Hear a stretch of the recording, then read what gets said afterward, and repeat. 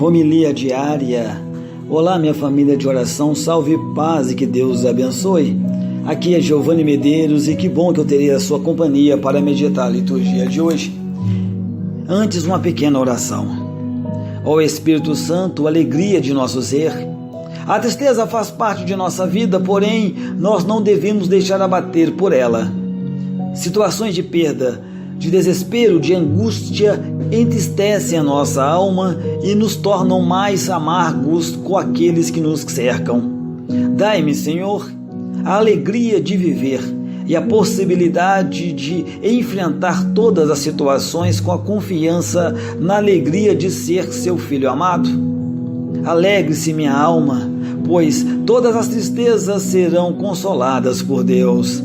Vinde Espírito de alegria, vinde Espírito de alegria, vinde Espírito de alegria. Me alegraste, Senhor, com as tuas obras. Está lá no Salmo 92, versículo 5. Terceiro domingo da Páscoa.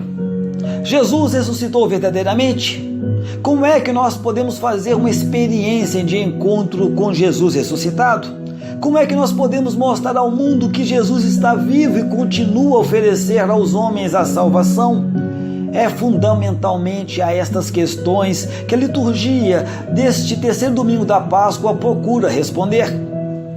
O Evangelho assegura-nos que Jesus está vivo e continua a ser o centro, à volta do qual se constrói a comunidade dos discípulos. É precisamente neste contexto essencial, no encontro comunitário, no diálogo com os irmãos que partilham a mesma fé, na escuta comunitária da palavra de Deus, no amor partilhado, em gesto de fraternidade e até mesmo de serviço, que os discípulos eles podem fazer a experiência do encontro com Jesus ressuscitado.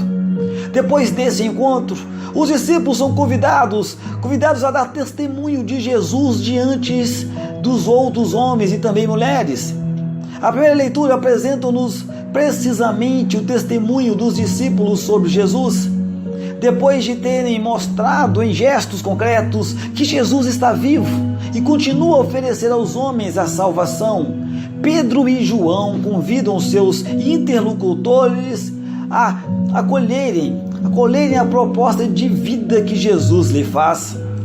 A segunda leitura lembra que o cristão, depois de encontrar Jesus e de aceitar a vida que ele oferece, tem que viver de forma coerente com o compromisso que assumiu.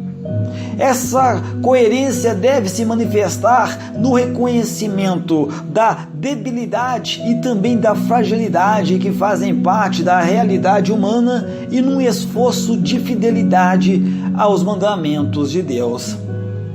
Na primeira leitura de hoje de Atos dos Apóstolos, Pedro, dirigindo-se aos israelitas, dá-lhes a entender que o gesto libertador que beneficiou o homem coxo foi realizado em nome de Jesus. Ele mostra que o projeto de Jesus continua a realizar-se e demonstra que Jesus está vivo. Enquanto percorreu os caminhos da Palestina, Jesus manifestou em gestos concretos a presença da salvação de Deus entre os homens. Sob esta salvação continua a derramar-se sobre eles os doentes e privados de vida e de liberdade. É porque Jesus continua presente, oferecendo aos homens a vida nova e a vida definitiva. Os discípulos são os agentes através dos quais Jesus continua sua obra libertadora e também salvadora no mundo. No seu testemunho, Pedro começa por se referir aos dramáticos acontecimentos que culminaram na morte de Jesus, explicando-nos como o resultado da rejeição da proposta salvadora de Deus por parte dos israelitas, pois Deus ofereceu uma vida e eles escolheram a morte, preferiram perseverar a vida de alguém que trouxe morte e condenar à morte alguém que oferecia a vida. Ele disse: negastes o santo e o justo e pediste a libertação de um assassino. Destes a morte ao príncipe da vida. Deus, no entanto, ressuscitou Jesus. demonstrando como a proposta que Jesus veio apresentar é uma proposta geradora de vida. A ressurreição de Jesus é a prova de que o projeto de Deus, projeto apresentado por Jesus e que os israelitas rejeitaram, é uma proposta geradora de vida e de vida que a morte não pode vencer. Estará tudo terminado para Israel? O povo não terá mais oportunidade de corrigir a sua má escolha e de fazer uma nova opção pela vida? A oferta de Deus terá caducado face a intransigências dos chefes de Israel em acolher os dons de Deus? Não mesmo. Pedro sabe. E se Pedro sabe, é porque Deus também sabe que o povo agiu por ignorância. O comportamento do povo em geral e dos líderes judaicos em particular, face a Jesus, tem, pois, atenuantes. Na legislação religiosa de Israel, as faltas involuntárias tinham um tratamento muito especial e também mereciam um tratamento diferente das faltas voluntárias. Assim Deus, na sua imensa bondade, continua a oferecer ao seu povo a possibilidade de corrigir as suas opções erradas e de escolher a vida, aderindo a Jesus e ao projeto por eles apresentado. A prova disso é que o homem coxo recebeu de Deus o dom da vida.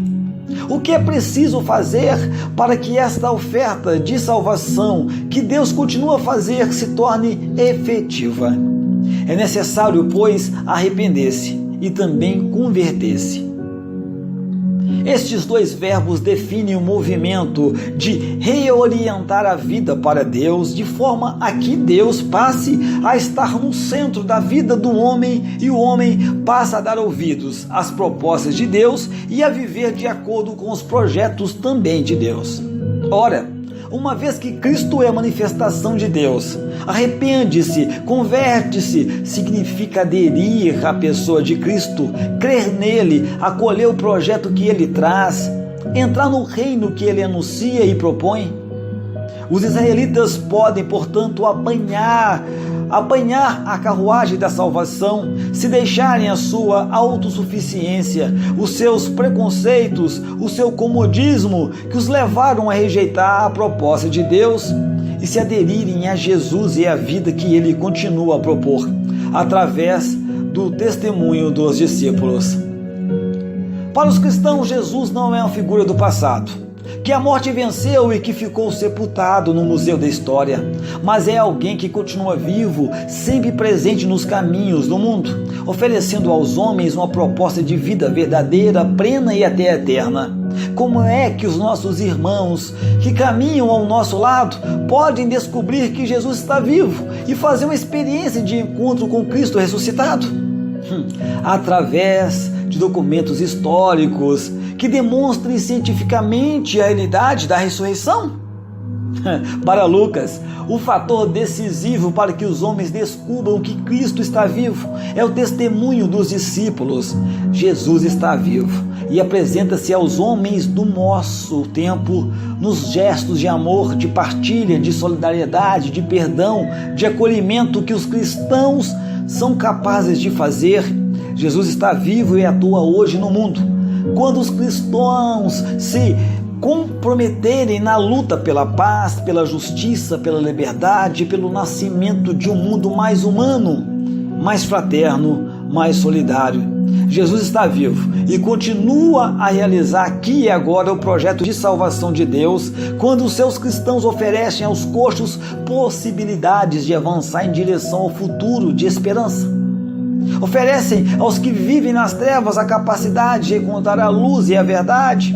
Oferecem aos prisioneiros a possibilidade de ter voz e de decidir livremente o seu futuro. Os meus gestos anunciam aos irmãos com que me cruzo nos caminhos deste mundo que Cristo está vivo. A existência humana é uma busca incessante de vida eterna, plena e verdadeira. Essa busca, contudo, nem sempre se desenrola em caminhos fáceis e também caminhos lineares. Por vezes é cumprida num caminho onde o homem tropeça com equívocos, com falhas, com opções erradas. Daquilo que parece ser garantia de vida gera morte. é aquilo que parece ser fracasso e frustração, e afinal o verdadeiro caminho para a vida. Lucas garante-nos nesse texto que a proposta que Jesus veio apresentar é uma proposta geradora de vida, apesar de passar pelo aparente fracasso da cruz. É de vida vivida na doação, na entrega, no amor total a Deus e a seus irmãos, a exemplo de Jesus, que brota a vida eterna e verdadeira para nós e para aqueles que caminham ao nosso lado. O apelo ao arrependimento e à conversão que aparece no discurso de Pedro lembram-nos essa necessidade contínua de reequacionarmos as nossas opções, de deixarmos o caminho do egoísmo, de orgulho, de comodismo, de autossuficiência, de que por vezes se desenrola a nossa existência. É preciso que, em cada instante da nossa vida, nos convertamos a Jesus e aos seus valores, numa disponibilidade total para acolhermos os desafios de Deus e a sua proposta de salvação. Na segunda leitura de hoje de 1 João, na primeira parte do nosso texto, versículo de 1 a 2, o autor critica veladamente esses hereges que consideravam não ter pecados e sugere aos cristãos a atitude correta que Deus espera de cada crente a propósito desta questão. O cristão é realmente chamado à santidade e a viver uma vida de renúncia ao pecado. Deus chama-nos a rejeitar o egoísmo, a autossuficiência, a angústia, a opressão, que são as trevas, e a escolher o quê? Escolher a luz. No entanto, o pecado é uma realidade incontornável que resulta da fragilidade e da debilidade do homem. O cristão deve ter consciência dessa realidade e recolher o seu pecado. Não fazer isso é fechar a autossuficiência, é recusar a salvação que Deus oferece. Quem sente que não tem pecado também não sente a necessidade de ser salvo e é, portanto, a pecar. O cristão é aquele que reconhece a sua fragilidade, mas não se desespera. Ele sabe que Deus lhe oferece uma salvação, que é Jesus Cristo. Ele é o advogado, literalmente paráclito, que nós podemos traduzir por defensor que o defende. Ele veio ao mundo para eliminar o pecado de nós todos os homens. Na segunda parte do texto, lá no capítulo 3 até o 5a, o autor da carta refere-se à pretensão dos hereges de conhecer a Deus, mas sem se preocuparem em guardar os seus mandamentos. Na linguagem bíblica, conhecer Deus não é ter de Deus um conhecimento teórico e também abstrato, mas é viver em comunhão íntima com Ele, numa relação pessoal de proximidade, de familiaridade, de amor sem limites. Ora, quem disser que mantém uma relação de proximidade e de comunhão pessoal com Deus, mas não quer saber das suas propostas e indicações para nada, está a mentir. Não se pode amar e não considerar as propostas da pessoa que se ama. O conhecer Deus exige o que? Atitudes concretas que passam pelo escutar, acolher e viver as propostas de salvação que Deus faz através de Jesus. A questão fundamental que o nosso texto põe é a coerência de vida. O cristão é uma pessoa que aceitou o convite de Deus para escolher a luz e que tem de viver dia a dia de forma coerente com o compromisso que ele assumiu. Ele não pode comprometer-se com Deus e conduzir a sua vida por caminhos de orgulho, por caminhos de autossuficiência, de indiferença face a Deus e às suas propostas. A vida do cristão não pode ser uma vida de meias tintas, de comodismo, de opções volúveis, de oportunismos, mas tem que ser uma vida consequente, comprometida e exigente. Na minha vida, eu procuro viver com coerência e honestidade os meus compromissos com Deus e com os meus irmãos, ou eu deixo-me levar ao sabor da corrente, das situações e das oportunidades? Pergunto. Essa coerência de vida deve manifestar-se no reconhecimento da debilidade e da fragilidade que fazem parte da realidade humana. O pecado não é algo normal. Para nós, cristãos, o pecado é sempre um não a Deus e às suas propostas, e isso deve ser visto pelos nós, cristãos, como uma anormalidade. mas é uma realidade que o cristão reconhece e que sabe que está sempre presente ao longo do caminho pelo mundo.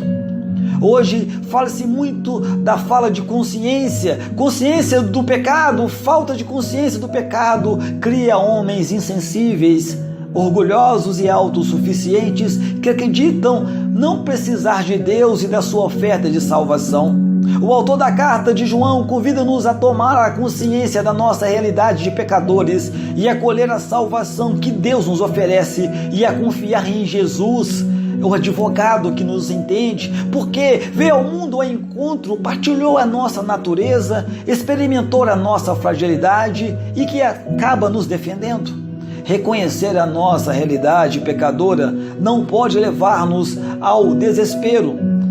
Tem que nos levar-nos aonde abrir o coração aos dons de Deus, a acolher humildemente a sua salvação e caminhar com esperança ao encontro do Deus da bondade, o Deus da misericórdia, que nos ama e que nos oferece sem condições a vida eterna. A coerência que o autor da primeira carta de João nos pede deve manifestar-se também aonde? Na identificação entre a fé e a vida. A nossa religião não é uma bela teoria separável da nossa vida correta. É uma mentira dizer que se ama a Deus e na vida concreta desprezar as suas propostas, conduzir a sua vida de acordo com os valores que contradizem a forma absoluta a lógica de Deus. Um cristão que diz amar Deus e no dia a dia cria à sua volta injustiça, conflito, opressão, sofrimento, vive na mentira. Um cristão que diz conhecer Deus e fomenta uma lógica de guerra, uma lógica de ódio, de intransigência, de intolerância, está bem diante de Deus. Um cristão que diz ter a sua fé e recusa o amor, recusa a partilha, o serviço à comunidade, está muito, muito longe dos caminhos onde se revela a vida da salvação de Deus, a vida como concreta. As minhas atitudes para com os irmãos que me rodeiam, os sentimentos que enchem o meu coração, os valores que condicionam as minhas ações, são coerentes com a minha fé? Sim ou não? Reflita um pouquinho. No Evangelho de hoje de Lucas, a ressurreição de Jesus terá sido uma simples invenção da igreja primitiva ou um piedoso desejo dos discípulos esperançados em que a maravilhosa aventura que viveram com Jesus não terminasse no fracasso da cruz e no túmulo escavado numa rocha em Jerusalém? É muito fundamental que esta questão que Lucas procura responder. Na sua catequese, Lucas procura deixar bem claro que a ressurreição de Jesus foi um fato real, incontornável, que contudo os discípulos descobriam e experimentavam só após um caminho longo, um caminho difícil, penoso, carregado de dúvidas e também de incertezas. Todos os relatos das aparições de Jesus ressuscitado falam das dificuldades que os discípulos sentiram em acreditar e em reconhecer Jesus ressuscitado. Posso citar Mateus capítulo 28, versículo 17, Marcos capítulo 16, versículo de 11 a 14, Lucas capítulo 24, versículo de 11 a 13, depois de 32 a 37, depois de 38 a 41, e João capítulo 20, versículos de 11 a 18 e de 24 a 29. Depois João capítulo 21, versículo de 1 a 8. Essa dificuldade deve ser história e significa que a ressurreição de Jesus não foi um acontecimento cientificamente comprovado, material captável pela objetiva dos fotógrafos ou pelas câmeras da televisão. Nos relatos das aparições de Cristo ressuscitado, os discípulos nunca são apresentados como um grupo de crédulos, idealistas e ingênuos, prontos a aceitar qualquer ilusão, mas são apresentados como um grupo desconfiado, um grupo crítico e exigente, que só acabou por reconhecer Jesus vivo e ressuscitado depois de um caminho mais ou menos longo, mais ou menos difícil. O caminho da fé não é um caminho das evidências materiais, das provas palpáveis das demonstrações científicas, mas é sim um caminho que percorre para um coração aberto à revelação de Deus, que está pronto para colher a experiência de Deus e da vida nova que Ele quer oferecer. Foi esse o caminho que os discípulos percorreram.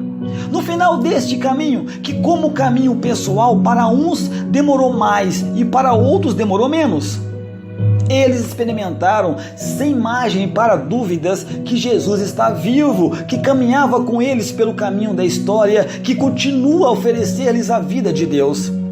Eles começaram a percorrer este caminho com dúvidas, com muitas incertezas, mas fizeram a experiência de encontro com Cristo vivo e chegaram à certeza da ressurreição. É essa certeza que os relatos da ressurreição, na sua linguagem muito própria, procura transmitir-nos. Na catequese de Lucas, há elementos que importa pôr em relevo. Primeiro, ao longo da sua caminhada de fé, os discípulos descobriram a presença de Jesus vivo e ressuscitado. No meio da sua comunidade, eles perceberam que ele continua a ser o centro, à volta do qual a comunidade se constrói e se articula. Entenderam que Jesus derrama sobre a sua comunidade, em marcha pela história, a paz, o shalom hebraico, no sentido de harmonia, serenidade, tranquilidade, confiança viva e plena. Segundo, em Jesus vivo e ressuscitado, ele é o Filho de Deus. Após caminhar com os homens, ele reencontrou no mundo de Deus. O espanto e o medo com que os discípulos acolhem Jesus são, no contexto bíblico, a reação normal, a reação habitual do homem diante da divindade. Versículo 37. Jesus não é um homem reanimado para a vida que levava antes, mas o Deus que reencontrou definitivamente a esfera divina. E terceiro, as dúvidas dos discípulos dão conta dessa dificuldade que eles sentiram em percorrer o caminho da fé, até o encontro pessoal com o Senhor ressuscitado. A ressurreição não foi para os discípulos um fato evidente, mas sim uma caminhada de amadurecimento da própria fé até chegar à experiência do Senhor ressuscitado. Quarto, na catequese descrita de Lucas, certos elementos mais sensíveis e materiais, a insistência no tocar em Jesus para ver que ele não era um fantasma, está no versículo 39 ao 40. A indicação de que Jesus teria comido uma proposta de peixe assado, versículo 41 e 43, são antes de mais nada uma forma de ensinar que a experiência de encontro dos discípulos com Jesus ressuscitado não foi uma ilusão ou um produto da imaginação, mas sim uma experiência muito forte, fortíssima, uma experiência marcante, quase palpável. São ainda uma forma de dizer que esse Jesus que os discípulos encontraram, embora diferente e também irreconhecível, é o mesmo que tinha andado com eles pelos caminhos da Palestina, anunciando-lhes e propondo-lhes a salvação de Deus. Finalmente, Lucas ensina também com estes elementos que Jesus ressuscitado não estava ausente e também distante, definitivamente longe do mundo em que os discípulos têm de continuar a caminhar, mas ele continua pelo tempo afora a sentar-se à mesa com os discípulos, estabelecer laços de familiaridade e de comunhão com eles, a partilhar os seus sonhos, as suas lutas, as suas esperanças, as suas dificuldades e os seus sofrimentos. E quinto, Jesus ressuscitado desvela aos discípulos o sentido profundo das Escrituras. A Escritura não só encontra em Jesus o seu cumprimento, mas também o seu intérprete. A comunidade de Jesus que caminha pela vida deve continuamente reunir-se à volta de Jesus ressuscitado, para escutar a palavra que alimenta e que dá sentido à sua caminhada histórica. Sexto, os discípulos alimentados por essa palavra recebem de Jesus a missão de dar testemunho diante de todas as nações, começando por Jerusalém. O anúncio dos discípulos terá como tema central a morte e a ressurreição de Jesus, o libertador anunciado por Deus desde sempre. A finalidade da missão da Igreja de Jesus, Os discípulos é pregar o arrependimento e o perdão dos pecados a todos os homens e mulheres, propondo-lhes a opção pela vida nova de Deus, pela salvação, pela vida eterna. Lucas apresenta aqui uma breve síntese da missão da igreja, tema que ele desenvolverá amplamente no livro dos Atos dos Apóstolos. Jesus ressuscitou verdadeiramente, ou a ressurreição é o fruto da imaginação dos discípulos? Como é possível ter a certeza da ressurreição? Como encontrar Jesus ressuscitado? É a estas e a outras questões semelhantes que o Evangelho deste domingo procura responder. Com a sua catequese, Lucas diz-nos que nós, como os primeiros discípulos, temos de percorrer o nem sempre claro caminho da fé, até chegarmos à certeza da ressurreição. Não se chega lá através de deduções lógicas ou através de construções de caráter intelectual, mas chega-se ao encontro com o Senhor ressuscitado, inserindo-se nesse contexto em que Jesus se revela, no encontro comunitário, no diálogo com os irmãos que partilham a mesma fé, na escuta comunitária da palavra de Deus, no amor partilhado em gestos de fraternidade e até mesmo de serviço. É nesse caminho que nós vamos encontrando o Cristo vivo, atuante, presente na nossa vida e na vida do mundo. É que Cristo continua realmente presente no meio da sua comunidade, em marcha pela história.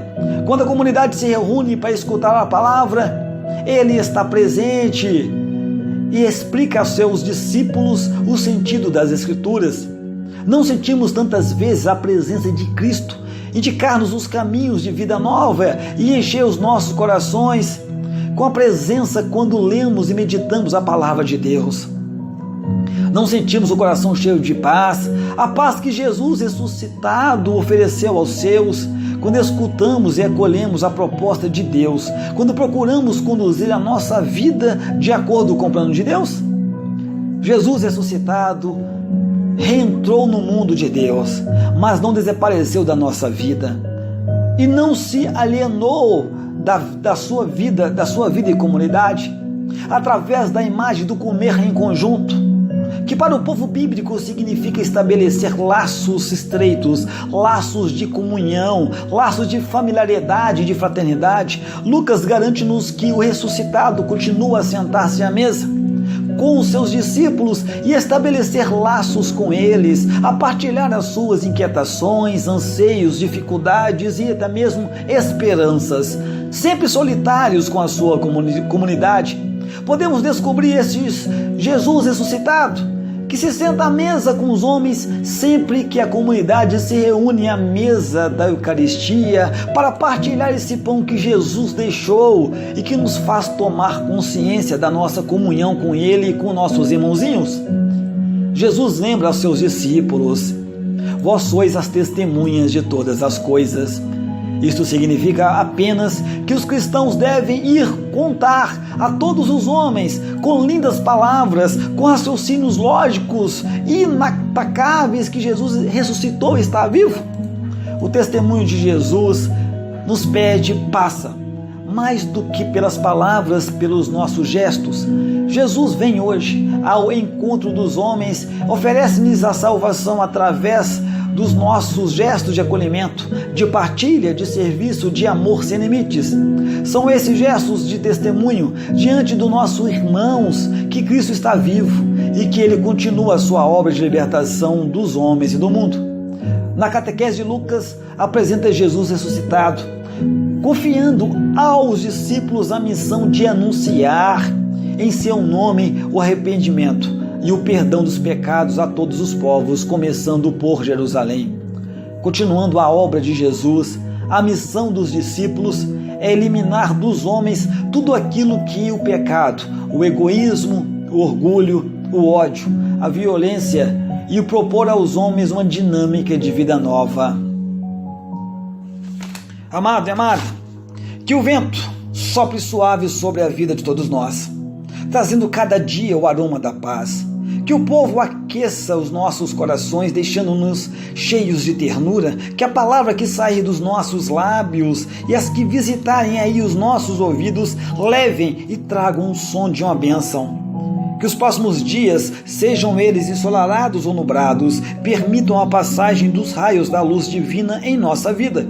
E que nós, iluminados e aquecidos pelo sol da justiça, sigamos por caminhos de retidão. Que os nossos passos sejam de fé, os nossos gestos sejam de paz e as nossas relações sejam de solidariedade.